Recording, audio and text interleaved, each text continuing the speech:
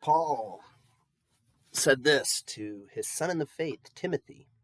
And indeed, all those who want to live in a godly manner in Christ Jesus will be persecuted. Jesus, on the night he was betrayed by Judas Iscariot, said this to his disciples: "If the world hates you, you know that it has hated me before it hated you. If you were of the world would love its own. But because you are not of the world, but I chose you out of the world, for this reason the world hates you. Remember the word that I said to you: a slave is not greater than his master. If they persecuted me, they will also persecute you." Persecution is not a surprise for the early church. Jesus told them it would happen, and it did. This guy is one of the big causes of it. He was the Roman emperor. He came to power because his mother, Agrippina, had married the emperor, Claudius. And then she got Claudius to make her son, Nero, the heir to the throne. Nero was not considered a nice guy. And unfortunately, for me, this guy also had a red beard. He has brought shame and infamy on all people of red beards. His mother, who helped him get to power, was one of the people that suffered under his rule. He tried to find a way to have her murdered without pointing back to him, but in the end, it was obvious what he had done. That's why the Roman historians know not just that he did it, but they even know how he did it. And he killed his stepbrother too, and he also had two of his wives killed. His first wife, who was his half-sister, the daughter of Claudius, and another woman. And then, or stepsister, I guess. Sorry, not half-sister. And then his second wife, too. I think he kicked her while she was pregnant, and that's how she died. How do I put this? A real bad guy. He even fancied himself an artist. He liked drama, he liked singing, all these things. But he would do it at the cost of the responsibilities he had as emperor. So the Romans were not even really happy with him about that. Then, 10 years into his rule, when people are already upset with him, a fire breaks out in Rome. This is in 64 AD.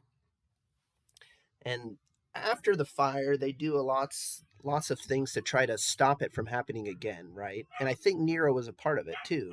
Different things that you could do, organize the fire brigades better, build with less flammable materials. But even after they had done all that, there were some people that were upset still. So far, this is a quote now from the Roman historian Tacitus. The precautions taken were suggested by human prudence. Now means were sought for appeasing deity. An application was made to the Sibylline books, at the injunction of which public prayers were offered to Vulcan, Ceres, and Proserpine, while Juno was propitiated by the matrons, first in the capital, then at the nearest point of the seashore, where water was drawn for sprinkling the temple and image of the goddess. Ritual banquets and all-night vigils were celebrated by women in the married state, but neither human help nor imperial munificence, nor all the modes of placating heaven, could stifle scandal or dispel the belief that the fire had taken place by order. Therefore, to scotch the rumor, Nero substituted as culprits and punished with the utmost refinements of cruelty a class of men loathed for their vices, whom the crowd styled Christians. Christus, the founder of the name, had undergone the death penalty in the reign of Tiberius by sentence of the procurator Pontius Pilatus, and the pernicious superstition was checked for a moment, only to break out once more, not merely in Judea, the home of the disease, but in the capital itself, where all things horrible or shameful in the world collect and find a vogue. First, then, the confessed members of the sect were arrested. Next, on their disclosures, vast numbers were convicted, not so much on the account of arson as for the hatred of the human race, and derision accompanied their end. They were covered with wild beast skins and torn to death by dogs, or they were fastened on crosses, and when daylight failed, were burned to serve as lamps by night. Nero, and this is what the picture shows, had offered his gardens for the spectacle, and gave an exhibition in his circus, mixing with the crowd in the habit of a charioteer or mounted on his car.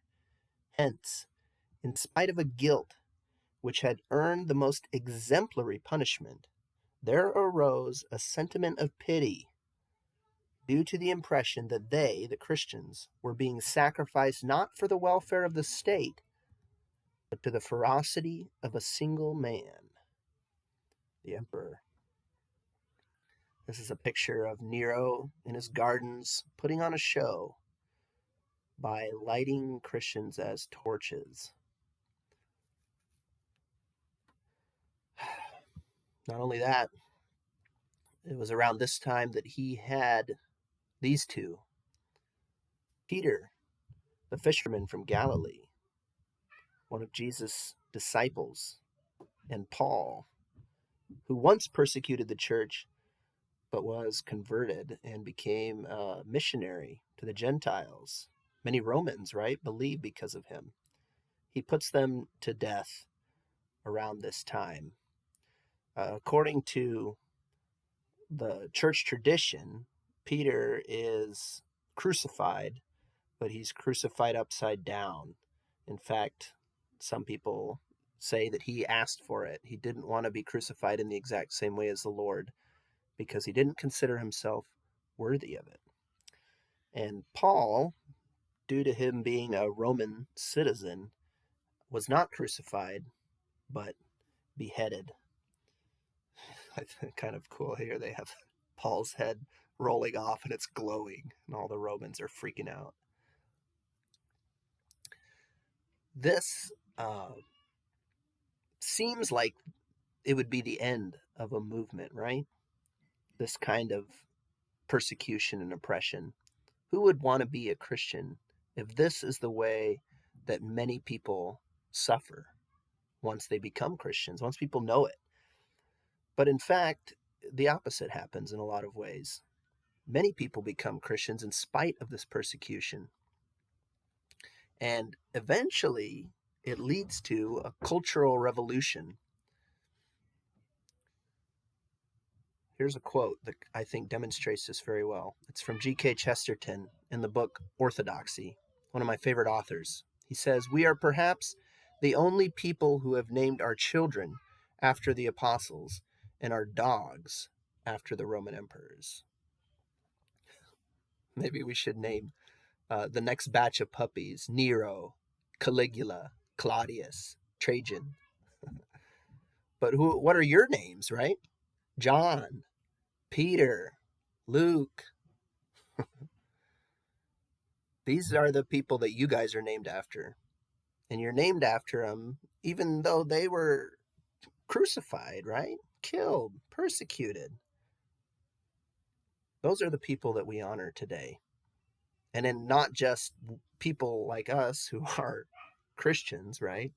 But even people who may not claim to be Christians anymore are still named after those people rather than the Roman emperors, because there has been a huge switch about who is seen as worthy of being copied, right? Of being followed. The church survives and even thrives in persecution.